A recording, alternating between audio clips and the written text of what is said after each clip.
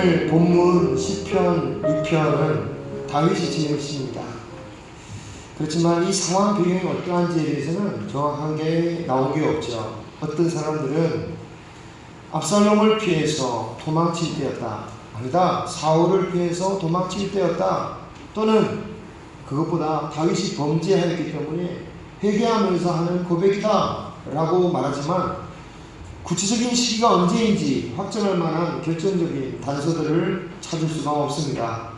다만 이 시를 보면서 다윗이 겪고 있는 그 환난을 그가 어떻게 받아들이고 있는지, 어떤 심정인지, 어떻게 이 문제를 이겨내는지를 볼 수가 있을 뿐이죠. 먼저 1절을 보시면 여호와여 주의 분노로 나를 책망하지 마시오며 주의 진노로 나를 징계하지 마소서라고 기도하고 있습니다. 이 심정이 어떤 심정입니까?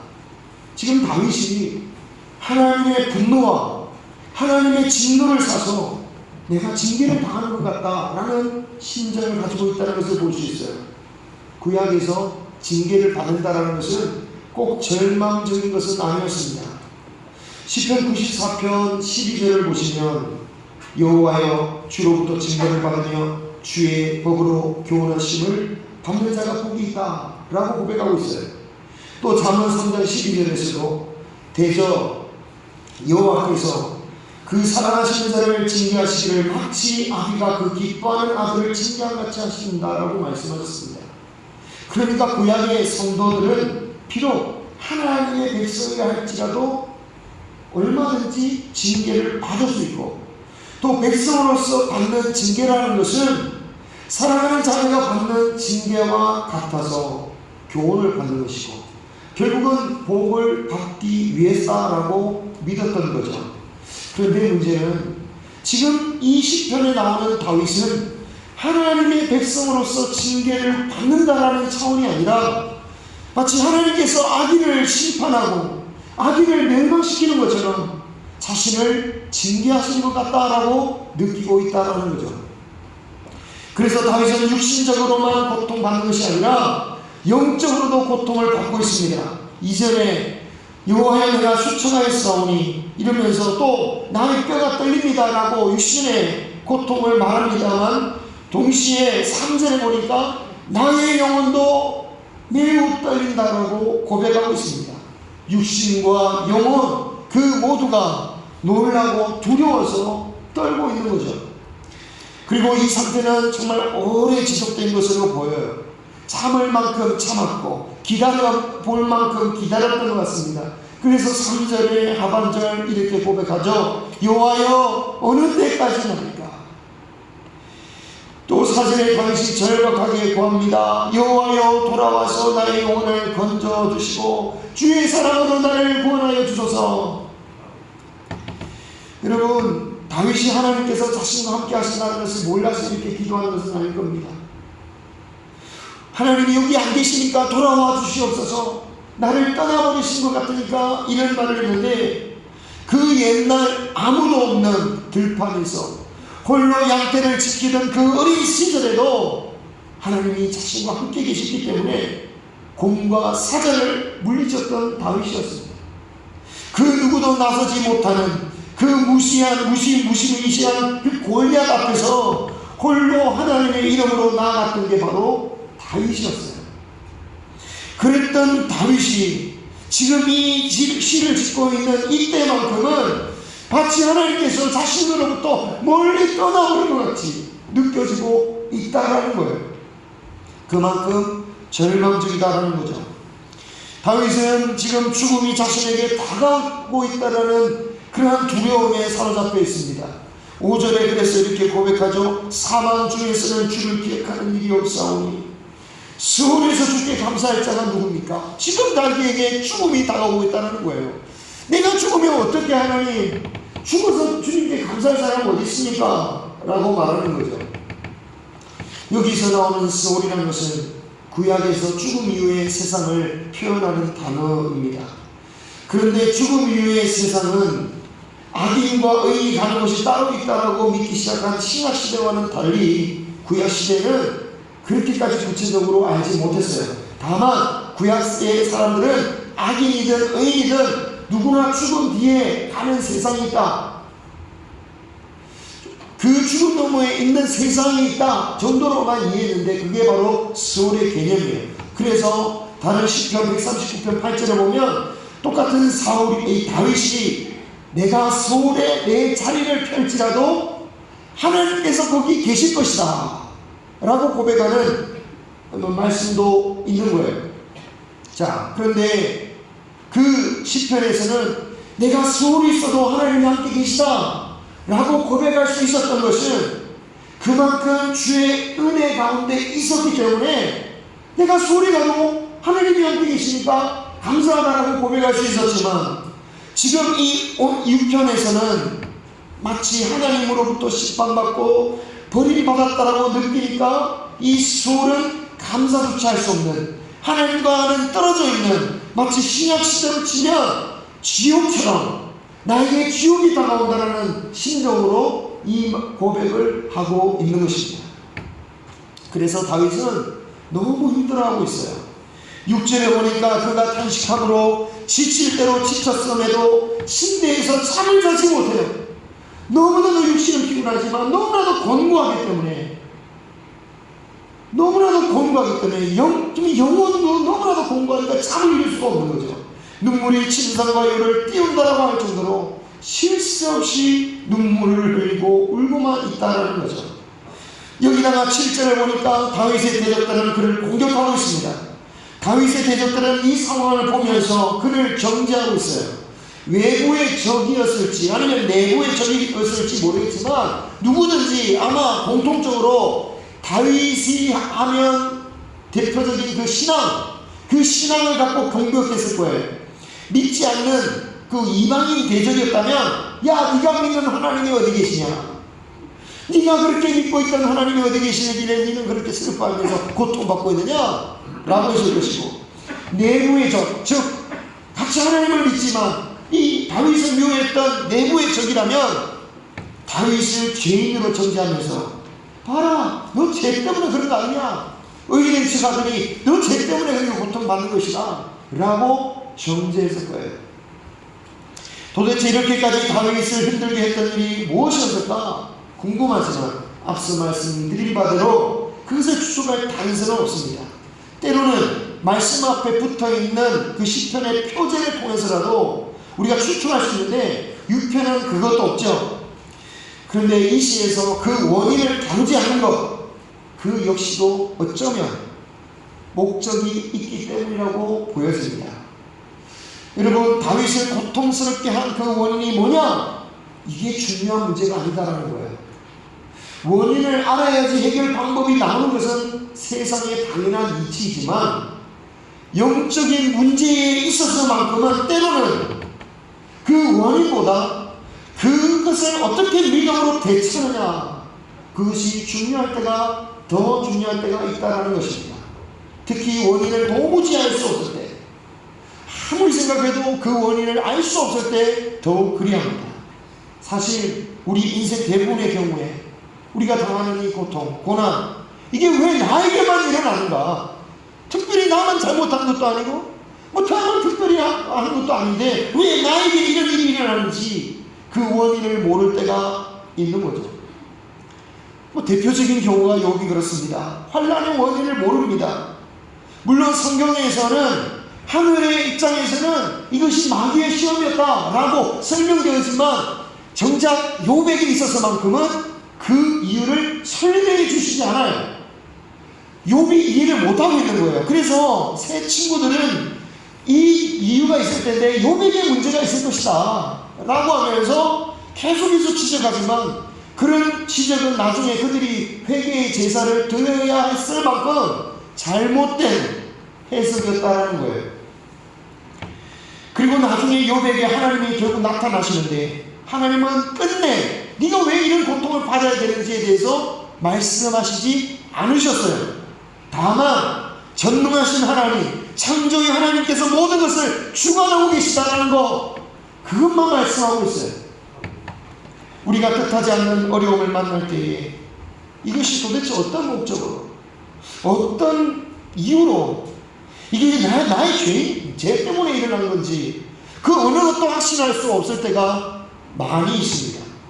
그리고 이 고통이 언제까지 계속될지도 모릅니다. 그렇기 때문에 기도하기가 힘들고 하나님이 마치 나를 미워하는 것 같고 어쩌면 나는 정말 구원받았을까? 라는 의심까지 들게 되죠.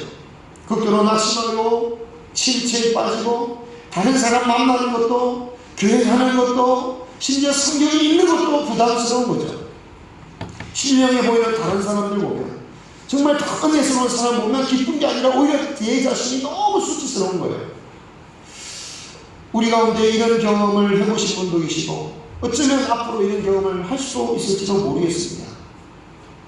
여러분, 그렇지만 이런 영적인 침체는 그 어떤 사람도 피할 수 없는 것이었습니다.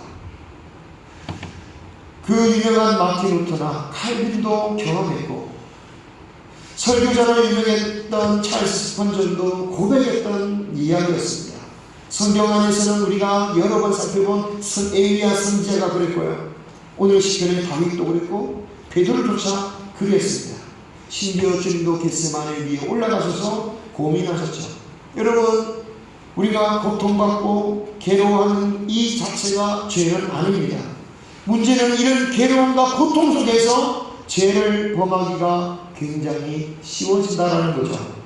분노하고 두려워해서 하나님을 의심할 수가 있는 것입니다.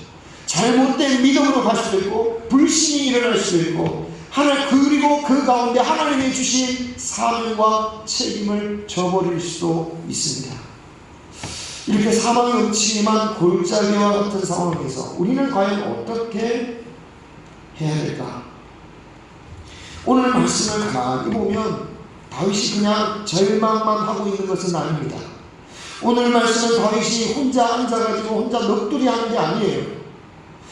하나님 자신의 절망을 누구에게 말하고 있는 것입니까?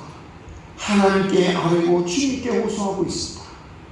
다윗은 자신의 고통을 호소하면서 계속해서 하나님께 은혜를 구하고 있어요.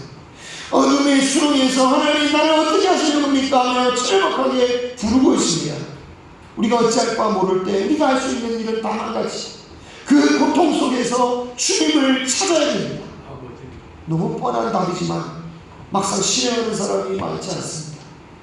대신 다른 방법에만 머물 때가 많죠. 주변의 일시나 친구들을 찾아가기도 하고 모든 것을 자포자기 하고 잠을 자기도 하고 아니면 여행을 가기도 하고 심한 경우에는 병원의 도움을 받기도 합니다. 물론 이런 것들이 도움이 됩니다. 하지만 근본적인 문제를 해결하는 것은 아니다라는 거죠. 일시적인 해결입니다. 우울증의 약이 우울증의 증상을 막아줄 수 있습니다. 하지만 우울증을 유발하게 했던 그 원인을 치료할 수는 없는 것이에요. 물론 이 모든 일들도 시간이 지나면 잊혀질 수 있습니다. 잊혀지고 아물어지고 회복될 수 있어요. 그래서 시간이 약이라고 하죠. 그런데 여러분, 이렇게 잊어버리고 끝나는 것에는 유익이 없습니다. 같은 어려움, 아니 더한 어려움이 닥칠 때 우리는 또다시 낙담할 수밖에 없기 때문이죠. 그러므로 성도는 이 시간에만 맡길 것이 아니라 그 흐르는 시간 속에서 믿음 안에서 이 고통을 이길 수 있는 방법 또한 찾아야 된다는 것입니다. 그래서 우리는 괴로움에서 벗어나기에만 집중할 게 아니라 지금 이 순간에 내가 어떻게 믿음으로 이겨낼 수 있습니까? 라고 주의 말씀을 구하고 기도할 수 있는 우리 모두가 되기를 소망합니다. 우리가 그런 성도가 될 때, 그런 마음이 될 때 우리가 겪는 이 고난 중에서도 우리는 하나님의 뜻을 발견할 수 있는 것이고 그러한 성도를 통해서 다른 사람이 도전을 받는 것이고 교회가 다시 일어나게 되는 것이고 하나님께서 그 성도의 고난을 통해서 영광 받으실 수 있는 것입니다. 다윗이 계속해서 은혜를 구하듯 우리는 고난 중에서 끊임없이 주님의 은혜를 구해야 할 것입니다.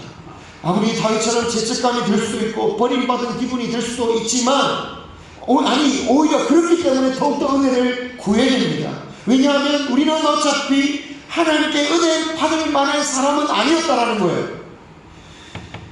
우리가 하나님의 자녀가 되는 은혜를 받은 것은 오로지 일방적인 은혜였습니다. 그러므로 아무리 내가 자책할 만한 한다 해도 사실 그것 때문에 주님 앞에 못 나가는 게 아니에요. 어차피 우리는 그런 사람들이었는데 그런 우리를 하나님께서 우리를 사랑하시고 구원하셨기 때문에 내가 자격 없습니다, 이렇게 말하면서 나갈 이유가 없는 거예요. 우리는 담대히 주님 앞에 나갈 수 있다는 것입니다. 왜? 그 하나님의 사랑이 크기 때문입니다. 누구도 그러한 하나님의 사랑으로부터 우리를 막을 수가 없는 거죠. 네가 무슨 자격으로 교회에 나와서 은혜를 구하느냐, 그 누구도 막을 수 없다라는 거예요.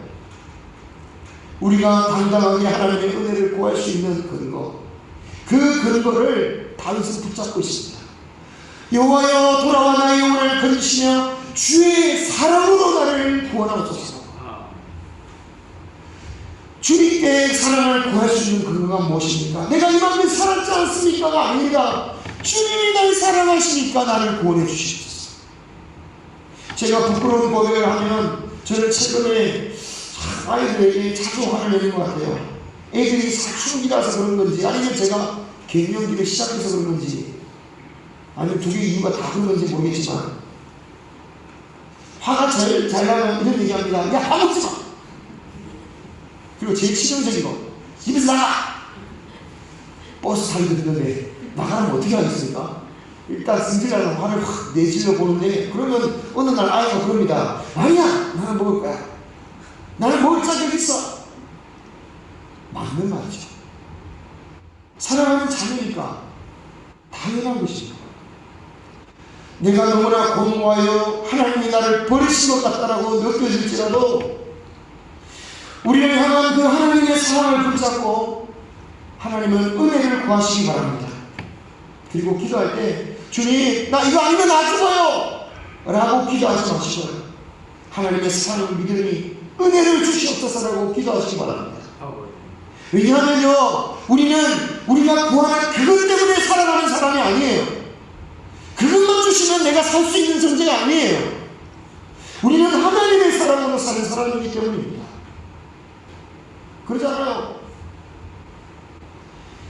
하나님의 사랑이 없다면 우리가 모든 것을 이루고 모든 것을 가진다 해도 그 모든 것들을 내려놓고 죽을 수밖에 없는 것이 우리들입니다. 하지만 주님의 사랑이 있으면 죽어서 사는 게 우리다라는 거예요. 그러므로 신실하신 그 하나님의 사랑을 붙잡고 은혜만 주옵소서. 혹시 그 은혜가 내가 생각하지 못했던 것인지 모르겠지만 그 하나님의 사랑을 느끼는 그 은혜를 주옵소서 라고 기도할 수 있는 우리 모두가 되기를 소망합니다. 이렇게 하나님의 은혜를 구할 때에 그 은혜를 받으면 어떤 일이 생깁니까? 그 은혜를 받게 되면 세상을 바라보는 생각이 바뀌어져요. 오늘 말씀 8절을 보십시오. 이 시의 분위기가 갑자기 바뀌어버려요. 이전까지 고통 속에 탄식하던 다윗이 돌연 승리를 선포합니다.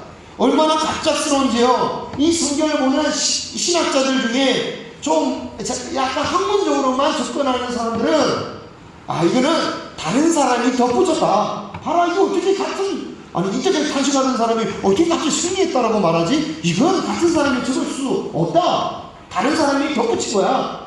또 어떤 사람은 아니야, 그럴 리가 있나. 다윗이 하나님의 응답을 받은 이후에 나머지를 그때 기억한 거야.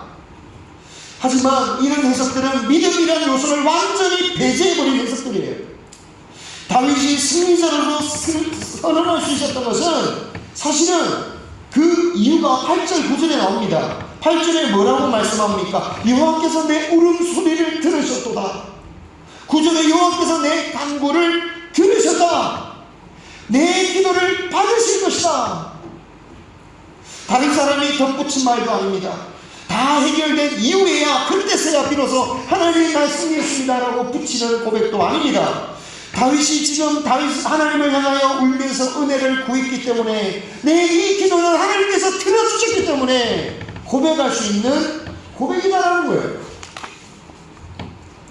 다윗이 그렇게 울면서 간절히 기도한 후에 아무런 변화도 없는데 갑자기 이렇게 바뀐 기도를 할 수 있는가? 그것은 하나님은 분명히 내 기도를 들어주시다, 응답하여 주실 것이다 라는 그런 믿음 때문에 할 수 있는 고백이다라는 거죠. 이런 시편의 말씀은 믿음 없는 사람들에게는 굉장히 낯설게 여겨지는 거죠. 아니, 절망 속에 고통하는 사람이 어떻게 이렇게 변하지? 어떻게 갑자기 승리의 노래로 변할 수 있냐라는 겁니다. 말이 안 된다라는 거예요. 그러니까 해석을 인간적으로 해석하는 거죠. 아, 다른 사람이 붙인 것이다. 아니다. 승리한 후에 해결되고 나서 기록된 것이다. 세상의 상식의 선에서 믿음 없는 세상의 그런 모든 상식선에서 이 말씀을 해석하는 거죠. 여러분, 이 설교도 세상의 상식선에서 들으신다면 아무런 유익이 없을 것입니다. 이 말씀도 믿음으로 받으시기 바랍니다. 그리하면 우리의 슬픔이 기쁨으로, 탄식에서 승리로 바뀌는 신앙이 될 줄 믿습니다. 예수를 믿는 것이 복이라고 했지만 진정한 복을 주시기 위해서 하나님께서 우리를 때로는 절망의 골짜기로 인도하실 때가 있다는 것, 우리는 그 사실을 알아야 됩니다. 왜냐하면 그 골짜기 과정 가운데서 하나님이 기뻐하실 만한, 하나님께 영광 돌릴 만한 믿음의 열매가 그 가운데서 맺어지기 때문에 그래요. 우리가 잘 아는 시편 23편 4절 5절은 그런 믿음의 열매를 거둔 다윗의 찬양입니다. 우리 한번 잘 아는 말씀이지만 읽어보겠습니다. 자, 4절 네, 시작. 내가 사망의 음침한 골짜기로 다닐지라도 해를 두려워하지 않을 것은 주께서 나와 함께 하시니라. 주의 지팡이와 망대가 나를 안위하시나이다. 주께서, 자, 다음 5절 이 말씀 볼 때 오늘 말씀을 기억하면서 한번 다시 읽어보겠습니다. 5절입니다. 주께서 내 원수의 목전에서 내게 상을 차려주시고 기름을 내 머리에 부으셨으니 내 잔이 넘치나이다. 6절입니다. 내 평생의 선하심과 인자하심이 반드시 나를 따르니 내가 여호와의 집에 영원히 살리로다. 아멘. 여러분, 이 말씀 제가 한꺼번에 딱 성경을 띄울 수 있으면 좋은데, 그럼 글씨가 너무 작아서 한꺼번에 못 띄우니까 4절부터 다시 PPT 한번 보여주세요.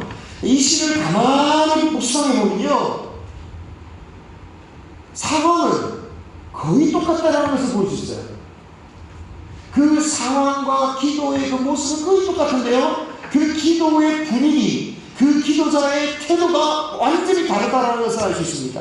4절 다윗은 어디에 다니고 있습니까? 사망의 골짜기를 다니고 있다고 말하고 있어요. 그 상황이 어떤 상황입니까? 오늘 말씀을 보면 뼈가 떨릴 만한, 정말 온몸이 춤추는 만한 그런 상황이 아닙니까? 자, 그런 상황이 닥칠 때 오늘 말씀에서 5절에 뭐라고 말합니까? 그대로 4절 그대로 오늘 말씀에서 뭐라고 합니까? 주여 돌아와 주소서, 주님이 어디 계십니까? 라고 고백하고 있지만 오늘 말씀에서는 뭐라고 하고 있습니까? 주님이 나와 함께 계시기 때문에 내가 해를 두려워하지 아니한다 라고 고백하고 있습니다. 자, 오늘 말씀에서 다음 대적으로 말미암아 어두워졌다 라고 말하고 있습니다. 그 대적 때문에 내가 어두워진 거예요. 깜깜해진 거예요. 그런데 이 말씀 5절을 보니까 내 원수의 눈앞에서 내게 상을 주신다. 내가 죽으면 어떻게 감사하겠느냐라고 고백했죠. 그런데 6절 뭐라고 고백합니까? 같이 한번 읽어보겠습니다. 시작. 내 평생의 선하심과 인자하심이 반드시 나를 따르리니 내가 여호와의 집에 영원히 살리로다. 아멘. 같은 사람이요, 같은 상황 가운데 있는데 완전히 다른 노래를 하고 있는 거죠. 탄식의 노래가 아니라 기쁨과 승리의 노래를 부르고 있습니다. 어떻게 사람이 이렇게 변하죠? 그 이유는 그 뼈와 영혼이 떨리던 그 상황 가운데 다윗이 믿음으로 그보다 더한 사망의 골짜기가 할지라도 담대할 수 있는 믿음의 열매를 맺었기 때문에 가능하다는 것입니다. 지금 우리가 당하고 있는 이런 고난의 골짜기에서 바라기는 우리가 무엇을 거둘 수 있습니까? 우리가 잘 될 때에 얻을 수 없는 열매를 거둘 수 있습니다. 물론 어느 상황이나 믿음의 열매를 거둘 수 있지만 우리 보편적으로 우리는 고난 가운데 그 믿음의 열매를 거둘 수가 있어요. 이 믿음의 열매로 우리의 남은 삶 동안에 또 어떤 일이 벌어질지 모르지만 그 모든 일도 이길 수 있는 믿음의 열매를 맺을 수 있도록 주님께 은혜를 구하고 기도하는 우리 모든 성도님들 되시기를 주님의 이름으로 축원합니다. 기도하겠습니다.